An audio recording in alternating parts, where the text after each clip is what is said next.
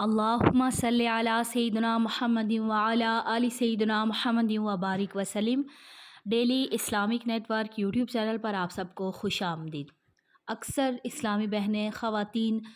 جو نماز میں یہ غلطی کرتی ہیں، معلوم نہیں ہوتا لیکن نمازیں ضائع ہو رہی ہیں، آپ کی نماز قبول نہیں ہوتی۔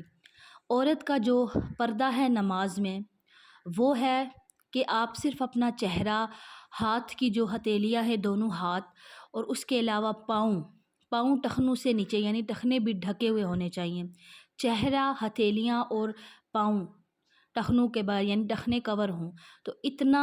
حصہ کھلا چھوڑ سکتے ہیں۔ اس کے علاوہ کوئی بھی حصہ اگر نظر آئے گا عورت کا تو عورت کی نماز نہیں ہوگی اور پھر دوبارہ سے نماز اس کو پڑھنی پڑے گی۔ اب ہوتا ایسا ہے کہ خواتین کیا کرتی ہیں، گھر میں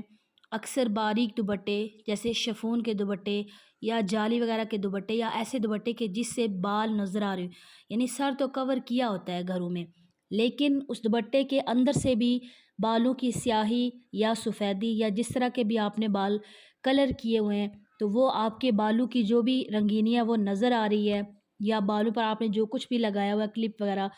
وہ سارے اس دوپٹے کے اندر سے نظر آ رہے ہیں تو ایسے دوپٹے میں نماز نہیں ہوگی۔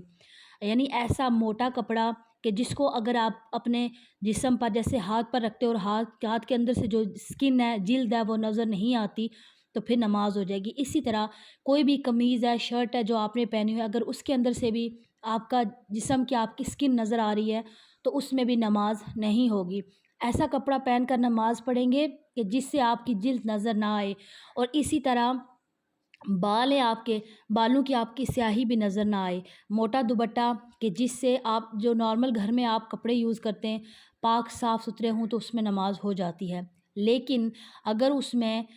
یعنی باریک ہوگا دوپٹہ تو اس میں پھر نماز نہیں ہوگی۔ یہ اکثر خواتین کو نہیں پتہ ہوتا اور وہ باریک دوپٹے میں ہی نماز پڑھ رہے ہوتے ہیں، یا آدھے بال نظر آ رہے ہوتے ہیں پیچھے سے یا آگے سے بال نظر آ رہے ہوتے ہیں، تو بالکل اچھے سے